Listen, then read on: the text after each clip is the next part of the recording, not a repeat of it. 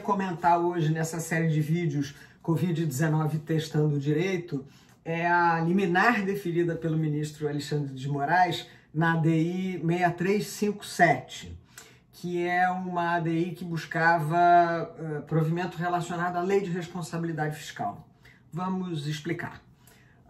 No Brasil, nós temos a Lei de Responsabilidade Fiscal, que é a Lei Complementar 101, que disciplina o exercício da atividade financeira do Estado, né? Quer dizer, como o Estado aplica os seus recursos. A Constituição começou definindo isso lá nos artigos 165 e seguintes, e ela mesma já previa a necessidade da edição de uma lei complementar, que veio no ano 2000, a Lei Complementar 101, a chamada Lei de Responsabilidade Fiscal.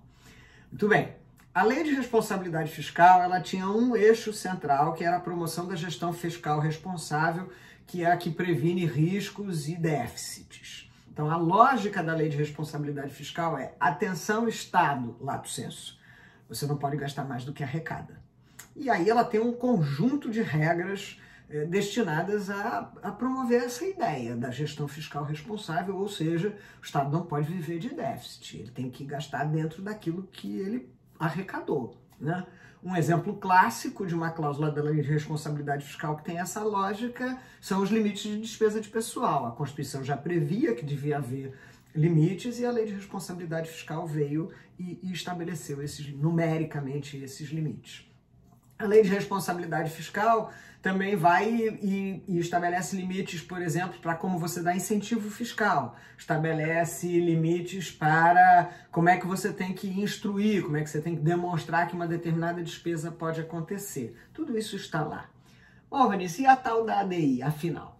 O que se põe que originou essa ADI? Antes disso, vale dizer que estes dispositivos da Lei de Responsabilidade Fiscal, que são objeto desta ADI, eles já tinham sido objeto de ADI antes, cujo julgamento ainda não terminou, mas está perto de concluir, onde o Supremo tinha dito: bacana, esses dispositivos são todos constitucionais. Estado, se você for dar incentivo fiscal, antes você tem que demonstrar isso, aquilo, outro. Estado, se você for gastar, você tem que demonstrar que o teu gasto estava previsto na lei orçamentária anual, antes disso na lei de diretrizes orçamentárias, antes disso no plano plurianual.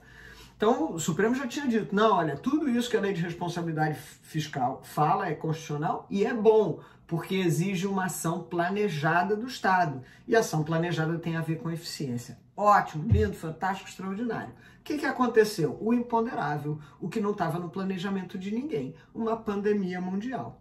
Aí, a esta altura, se você mantiver a lógica desses dispositivos originários da Lei de Responsabilidade Fiscal, não há como desenvolver uma série de atividades que o Estado tem que desenvolver. Então, por exemplo, ele tem que dar prestações assistenciais para a população vulnerável que está impedida, para o trabalhador informal, para essas pessoas que estão impedidas de trabalhar por conta do isolamento social. Nada disso tinha previsão na lei orçamentária anual, nem na lei de diretrizes orçamentárias, nem em nada, né?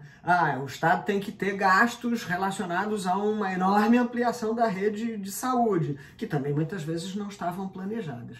Então a lógica é: olha, se a gente aplicar o modelo tradicional da Lei de Responsabilidade Fiscal nesse quadro, não vamos poder fazer nada. E esse foi o objeto da ADI. Vale esclarecer que o que se pretendeu, ou pelo menos foi o que deferiu o ministro Alexandre de Moraes, não foi a pronúncia de inconstitucionalidade. Quer dizer, ele não disse: olha, isso tudo é inconstitucional. Nem podia, porque o Supremo, como eu disse, em outra ADI, já tinha formado maioria de 10 votos, dizendo: não, é constitucional, beleza, não tem problema nenhum. O que fez então o ministro Alexandre de Moraes? Ele empreendeu a chamada interpretação conforme a Constituição. E aí ele foi e disse: olha, esta moldura, esse desenho, esse procedimento aí da Lei de Responsabilidade Fiscal, muito bacana, mas não se aplica nesse momento, porque esse é um momento absolutamente excepcional. E aí ele deferiu uma liminar para dizer: esses dispositivos não se aplicam desde que o Estado, ou municípios, ou a União tenham decretado o estado de calamidade financeira. Lembra? Aquele sobre o qual eu já fiz um vídeo, o link está aqui em cima, sobre o estado de calamidade financeira, né? Então, a partir desta decisão, nessa medida liminar, estados, municípios, Distrito Federal e a União já declarou a calamidade financeira. Estados e municípios, não sei, cada qual está no seu ritmo. Mas desde que declarem essa situação de absoluta crise, eles não têm que observar esses dispositivos da Lei de Responsabilidade Fiscal.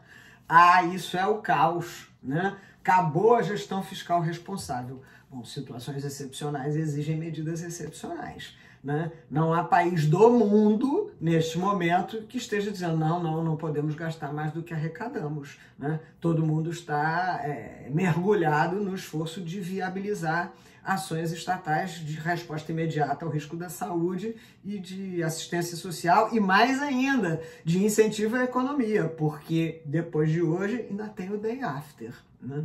Então, faz sentido esta decisão do ministro Alexandre de Moraes. Só para você entender o conjunto de coisas que está acontecendo. Esse foi mais um pouco de informação para você neste conjunto de situações em que o Covid-19 está testando direito. E a gente se vê então na próxima intervenção.